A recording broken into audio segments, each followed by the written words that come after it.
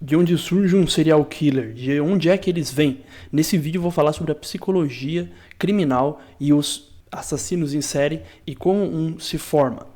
Lá atrás, no passado, os nossos ancestrais precisavam sobreviver. Aqueles que conseguiam caçar e predar sobreviviam. Aqueles que buscavam mais poder conseguiam ter mais filhos.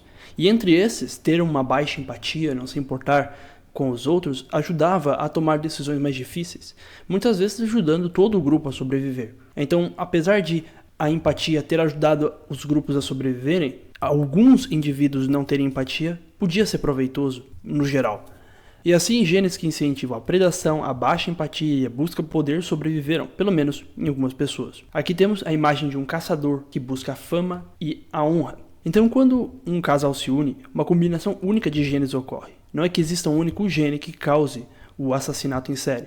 Porém, diversos genes estão envolvidos nisso e podem aumentar a probabilidade disso acontecer. Esses genes, eles podem ter a função de aumentar respostas rápidas a ameaças. Um animal aparece e ele reage com um ataque veloz. Ou podem agir como aumento de coragem em situações de risco, para a defesa do grupo, para competir por recursos. Se ele vence a competição, tem mais chance de espalhar os seus genes. Mas o gene, ele não age sozinho. O gene, ele depende do contexto de vida da pessoa para ser lido. É como se fosse uma lâmpada. Ela está ali, mas ela não está acesa. Mas dependendo do que acontece com o histórico de vida de uma pessoa, essa lâmpada se acende. E quando os genes se acendem, se ativam, eles começam a despertar a agressividade impulsiva. E isso ocorre a partir de traumas que funcionam como disparando esses gatilhos. Por exemplo, os genes como o NR3C1 podem sofrer hipermetilação, então estão superativos após um trauma, levando a uma resposta reduzida ao medo e fraca aprendizagem por punição. A criança passa a não ter medo das consequências. Além dessas influências genéticas, nós temos a gestação, onde o cérebro começa a ser formado. O cérebro de um serial killer, ele se desenvolve de uma maneira diferente. Então, muitas vezes, a mãe está passando pela gravidez e ela passa por estresse. Ela usou ou se expôs a substâncias tóxicas, houve má nutrição, pode ter havido também uma complicação no parto, faltou oxigênio no cérebro, e tudo isso causa alterações cerebrais. Não é que todo mundo que passou por isso será um serial killer, uma probabilidade maior. Depois da gestação, vem o histórico de vida dessa criança. Imagine duas crianças. A primeira não recebe nenhum limite dos seus pais e ela acaba não aprendendo a agir de modo empático. Então ela não tem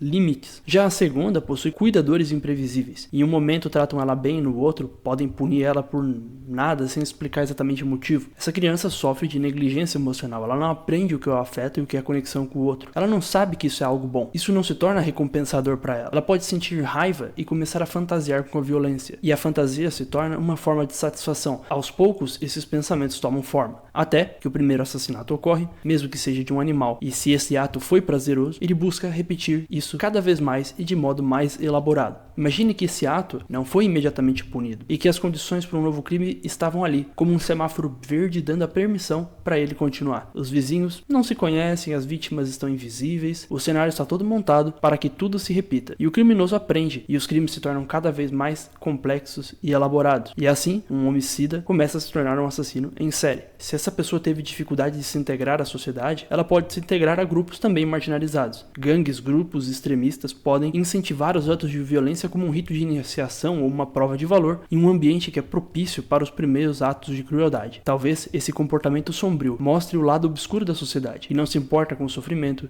que vê as pessoas como peças de xadrez, em que a competitividade extrema por poder e status é levado às últimas consequências. Isso pode explicar por que a psicopatia é mais comum em cargos de poder. É ali que esses padrões de personalidade se sentem mais em casa, estão mais adaptados àquele ambiente.